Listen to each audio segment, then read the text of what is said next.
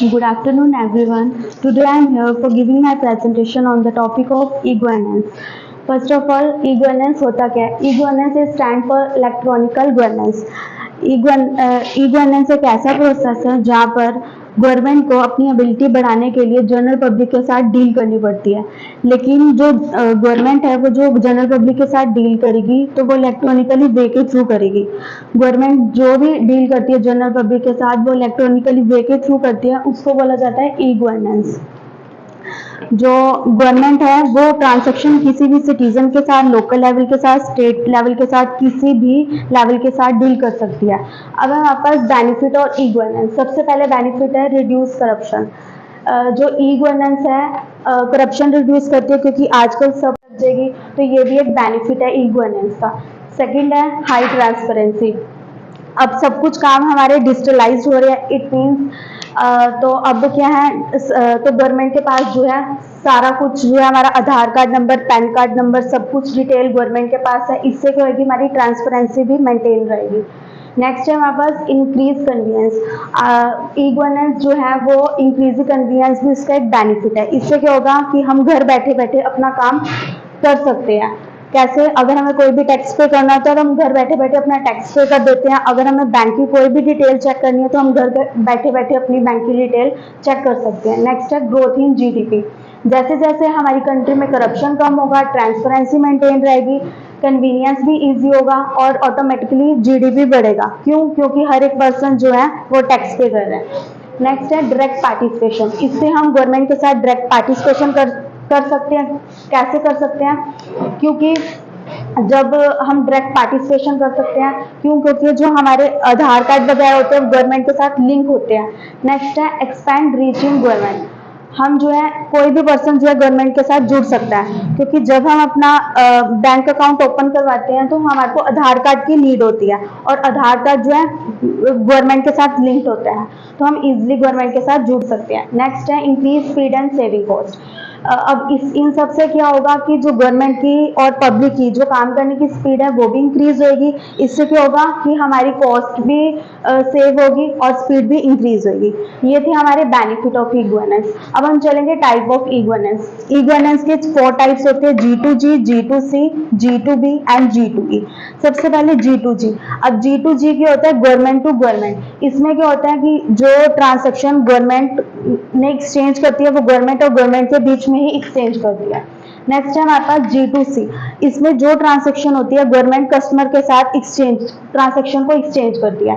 Next है G2B, जिसमें government जो है बिजनेस मैन के साथ डाटा अपना एक्सचेंज करती है।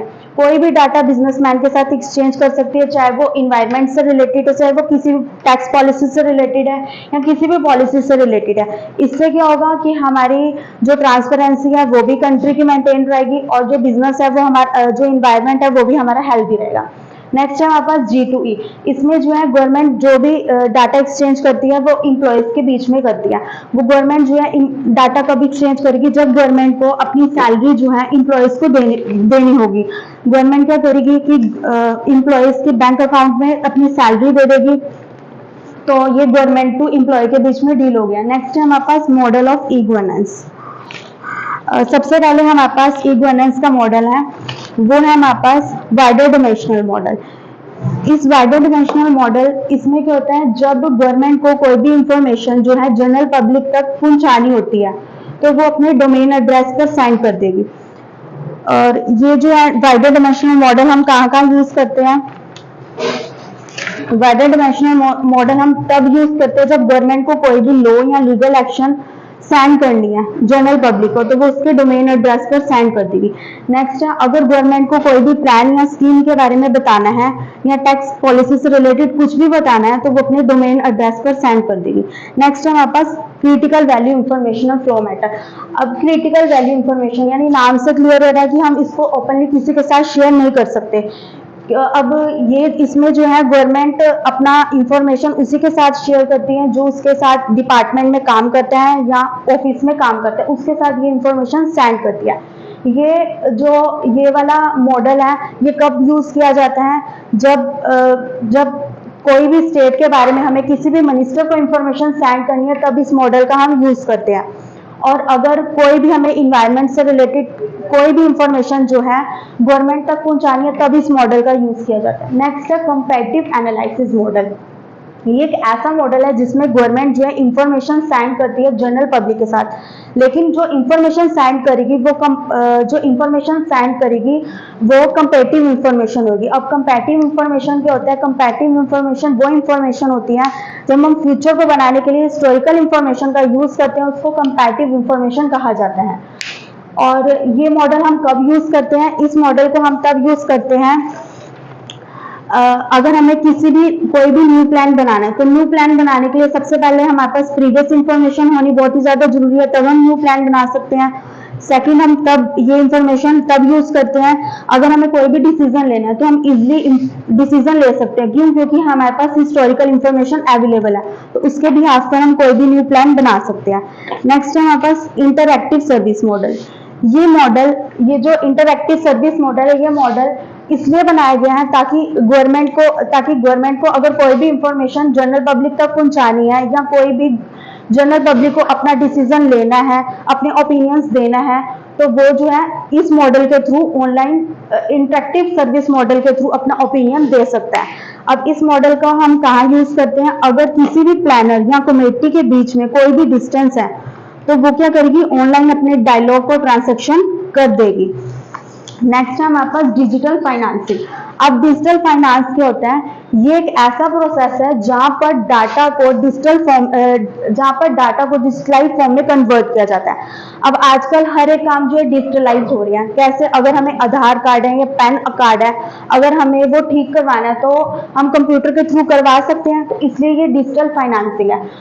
डिजिटल हम पेमेंट कर सकते हैं। इससे क्या होगा कि कस्टमर को बहुत ही ज्यादा इजी कन्वीनियंस हो जाएगा, जो भी उसको काम करना होगा उसके लिए बहुत ही ज्यादा इजी हो जाएगा। और ये जो है कैशलेस ट्रांजैक्शन होती है, इसके लिए डिजिटलाइज फाइनेंसिंग के लिए हमें पॉकेट में कैश होना जरूरी नहीं है, बिकॉज ये जो है कैशलेस ट्रांजैक्शन है।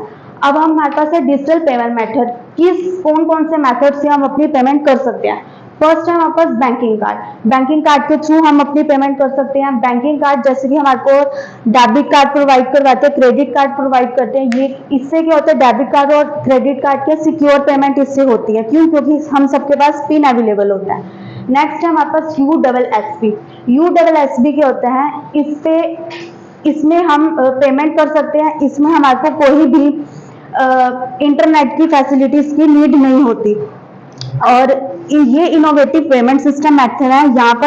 यहाँ इस मेथड को यूज जब करेंगे, सिर्फ हमें डायल करना पड़ता है *99#। इसको डायल करके हम बेसिक ट्रांजैक्शन कर सकते हैं थ्रू मोबाइल के, जिसके लिए हमारे को इंटरनेट की कोई फैसिलिटीज की नीड नहीं पड़ेगी। नेक्स्ट है हमारे पास AEPS, आधार इनेबल पेमेंट सिस्टम। अब आधार के थ्रू हम अपनी बैंकिंग की ट्रांजैक्शन कर सकते हैं। नेक्स्ट है हमारे पास UPI या यूनिफाइड पेमेंट इंटरफेस। ये एक ऐसा सिस्टम है जहां पर ये UPI एक ऐसा सिस्टम है जहां पर मल्टीपल बैंक है उसको हम एक ही सिंगल मोबाइल बैंकिंग एप्लीकेशन में डाल देंगे। जैसे कि UPI, अगर मान लो जैसे एग्जांपल लेते हैं, हमारे पास गूगल पे है।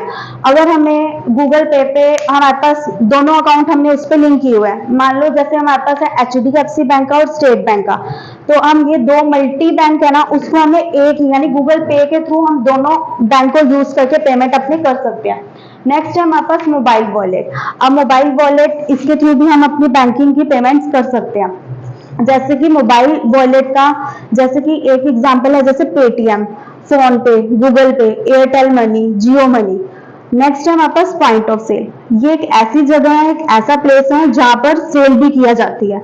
जैसे कि POS हमारे को कहाँ पर अवेलेबल होता है? कोई भी मॉल में या कोई भी मार्केट में अवेलेबल होता है। जैसे एक रिटेलर है, रिटेलर के पास मशीन है, वो इंस्टॉल है, उसके थ्रू हम कोई भी ट्रांजैक्शन कर सकते हैं। चाहे हमें पेमेंट की ट्रांजैक्शन करनी है, विड्रॉ, कोई भी ट्रांजैक्शन जो हम इसके थ्रू कर सकते हैं। नेक्स्ट है हमारे पास इंटरनेट बैंकिंग। इंटरनेट बैंकिंग यानी नेट के थ्रू जो हमारी बैंकिंग कर सकते हैं। एग्जांपल वही गूगल पे है, फोन पे है, उसके थ्रू हम इंटरनेट बैंकिंग के थ्रू हम अपनी पेमेंट्स कर सकते हैं। नेक्स्ट है हमारे पास मोबाइल बैंकिंग। अब मोबाइल के जरिए भी बैंकिंग कर सकते हैं। तो ये था हमारा digital payment method. Thank you.